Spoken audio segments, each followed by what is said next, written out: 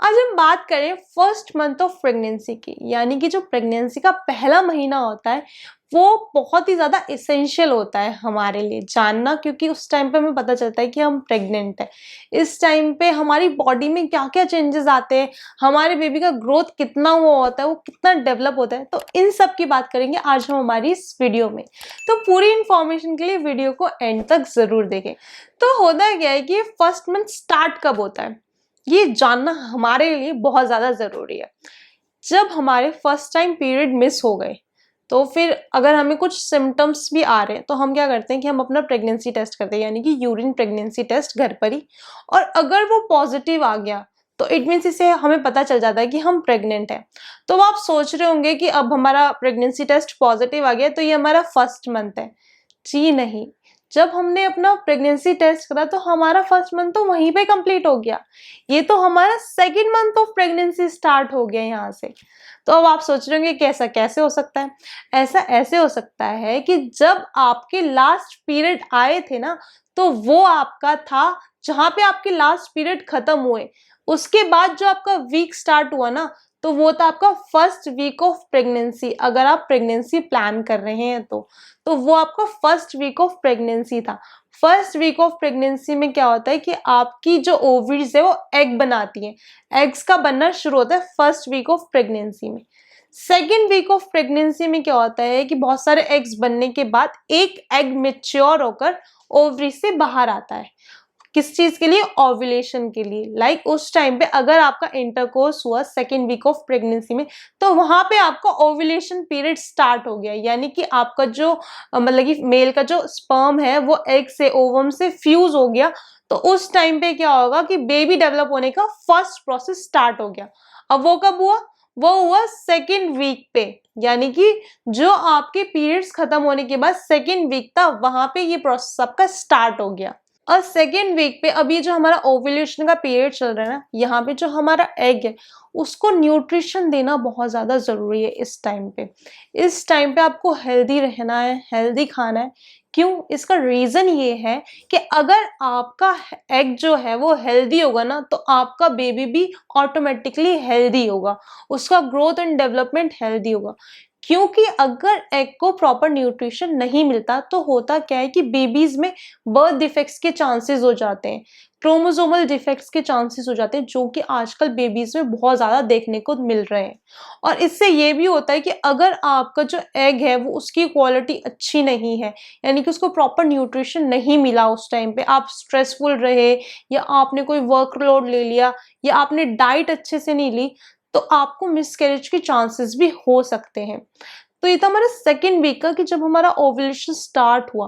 अब ovulation start हो गया तो अब थर्ड वीक ऑफ प्रेगनेंसी, यानी कि जो हमारी ये पहले महीने की बात हो रही है, तो पहले महीने की थर्ड वीक ऑफ प्रेगनेंसी में क्या होगा कि जो आपका एग है वो फर्टिलाइज्ड होगा, यानी कि वो आपका एग जो ट्यूब में आ गया है ओवरी से बाहर होके, फैलोपियन ट्यूब्स जिससे हमारी ओवरी अटैच होती है, वो आपको एक पिक्चर में नजर आ रही होगी यहाँ पे। तो उस ट्यूब में आपका एग आ गया। अब यहाँ पे वो फर्टिलाइज्ड होगा, यानी कि इसका सेल डिवीजन होगा, यानी कि वो 1 से 2 बनेगा, फिर 2 से 4, 4 से 8, इवन नंबर्स में उसका डिवीजन होता है, वो डिवाइड होता है कि 1 सेल से फिर 2 में डिवाइड हुआ, 2 से 4 में हुआ, 4 से 8 में हुआ। तो यहाँ पे वो डिवीजन करके वो अपना प्रोसेस स्टार्ट कर रहा है बेबी बनाने के लिए। जो हमारा एग है उसको बोलते हैं हम फर्टिलाइजेशन का प्रोसेस, जो कि हमारा फैलोपियन ट्यूब्स में होता है थर्ड वीक ऑफ प्रेगनेंसी में। तो ये जो थर्ड वीक ऑफ प्रेगनेंसी है, इसमें जो हमारा एग फर्टिलाइजेशन का प्रोसेस होता है, तो अगर हमारा जो एग है वो बच्चादानी से इम्प्लांट हो गया, यानी कि हमारी फैलोपियन ट्यूब से बाहर आके जो बच्चादानी है उससे आगे चिपक जाए अगर, तो बहुत सारी फीमेल्स ऐसी होती है इम्प्लांटेशन के बाद ही उन्हें फर्स्ट डे से ही सिम्टम्स आने शुरू हो जाते हैं।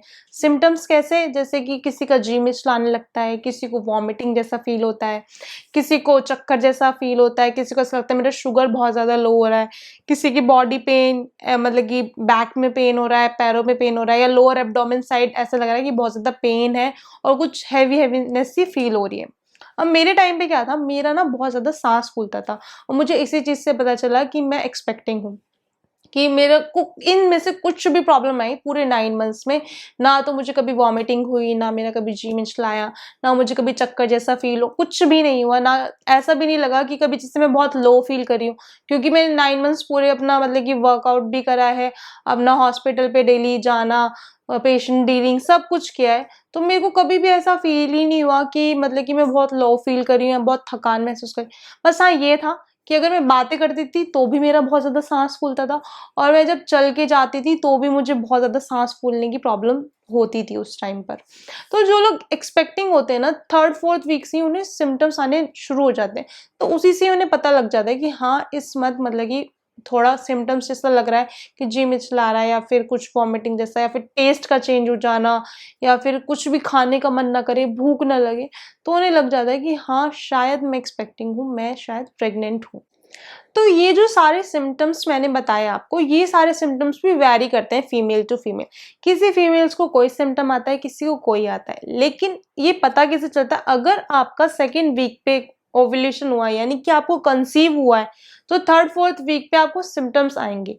और अगर कोई भी सिम्पटम्स नहीं है, बिल्कुल आपको कुछ भी सिम्पटम्स फ़ील नहीं हो रहे, तो 4th वीक के बाद आपकी पीरियड की डेट जैसे आएगी, तो उसमें वो डिले हो गई अगर। अब इसमें भी एक प्रॉब्लम है, कई फीमेल्स की 28 डेज़ की साइकिल होती है, किसी की 30 डेज़ की साइकिल होती है।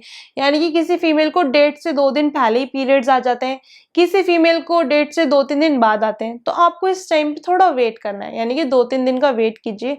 7 डेज़ तक अगर हम चेक करना चाहें, अगर एक्यूरेसी चाहते हैं तो 7th डे पे पीरियड मिस होने के 7th डे पे हमें चेक करना चाहिए, तो उसमें बिल्कुल हमारा जो यूपीटी है वो पॉजिटिव आता है। तो वो यूपीटी भी आपको कब करना है, वो अर्ली मॉर्निंग जो आपका फर्स्ट जो यूरिनेशन होता है उससे करना है, क्योंकि उस टाइम पे हमारा एचसीजी हार्मोन का जो लेवल होता है वो बहुत ज़्यादा हाई होता है, यानी कि ह्यूमन कोरोनिक गोनाडोट्रोपिन हार्मोन जो होता है वो उस टाइम पे बहुत ज़्यादा हाई होता है। तो उससे हमें बिल्कुल कन्फर्म हो जाता है, और ये वाला हार्मोन सिर्फ प्रेगनेंसी में ही हायर साइड में जाता है। क्यों? क्योंकि इससे हमारे बेबी का ग्रोथ और डेवलपमेंट होता है।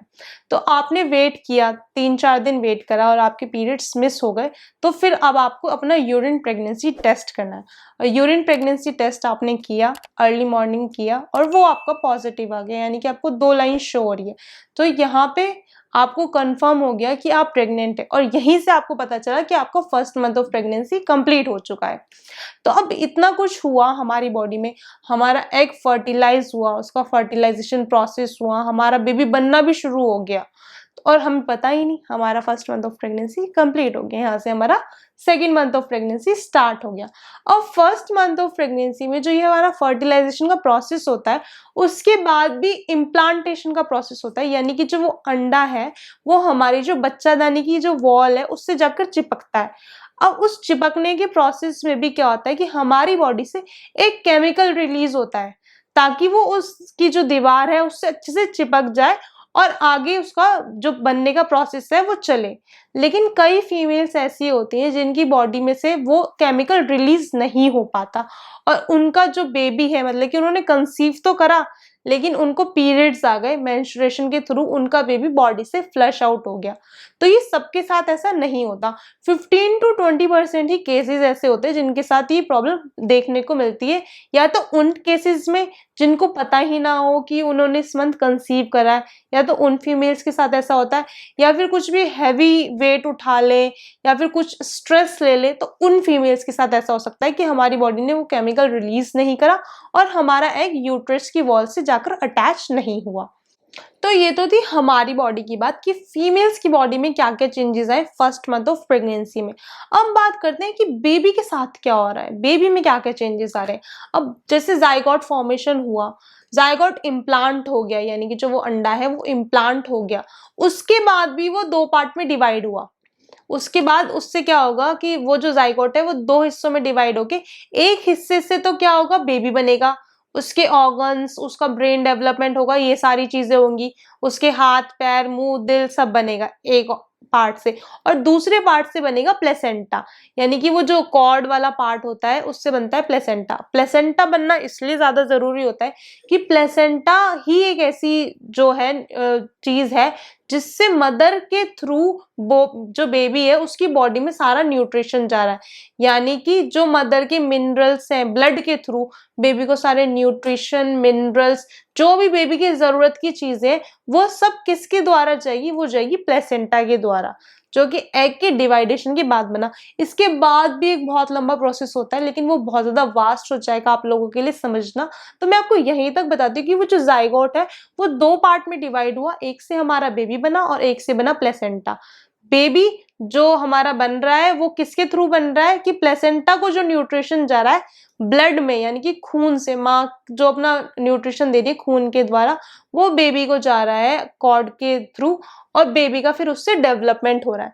अब आप सोच रहे होंगे कि फर्स्ट मंथ में बेबी का डेवलपमेंट भी होना शुरू हो गया, प्लेसेंटा भी बनना शुरू हो गया, बॉडी में इतने सारे चेंजेस आ गए, इतने सारे सिम्टम्स आ गए, और हमें पता भी नहीं चला कि हमारा first month of pregnancy complete हो गया। अब आप ये सोच रहे होंगे कि बेबी बन, जाइगोट फॉर्मेशन हुई, सेल डिवीजन हुआ, बेबी बनना शुरू हो गया, प्लेसेंटा भी, डिवाइडेशन, इतना सब कुछ हो गया। बेबी कितना बड़ा है हमारा? बेबी तो हमारा 0.1 सेंटीमीटर है और उसका वेट भी सिर्फ 1 ग्राम है। इतना कुछ होने के बाद तो ये था हमारा फर्स्ट मंथ ऑफ प्रेगनेंसी कि इसमें क्या क्या चेंजेस आते हैं आपकी बॉडी में, और आपके बेबी के साथ क्या क्या चेंजेस आए, आपको बेबी बनना शुरू हुआ। अब आगे आने वाली वीडियोस में मैं आपको बताऊंगी कि सेकंड मंथ में क्या क्या चेंजेस आए, आपको कौन कौन से टेस्ट कराने हैं सेकंड मंथ ऑफ प्रेगनेंसी में, कि जहां आपके पीरियड मिस हुए और आपको पता चला कि आप प्रेग्नेंट है तो आपका दूसरा महीना शुरू हो गया। तो आने वाली वीडियोस के लिए मेरे साथ ऐसे ही जुड़े रहिए। आई होप आपको ये वीडियो अच्छा लगा होगा, इन्फॉर्मेटिव लगा होगा। अगर वीडियो पसंद आए तो इसको लाइक ज़रूर कीजिए, मेरे चैनल पर नए हैं तो सब्सक्राइब का बटन पे क्लिक कीजिए और बेल आइकन को प्रेस कीजिए ताकि मेरी आने वाली वीडियोस के अपडेट आपको सबसे पहले मिले। Thank you for watching, please keep watching.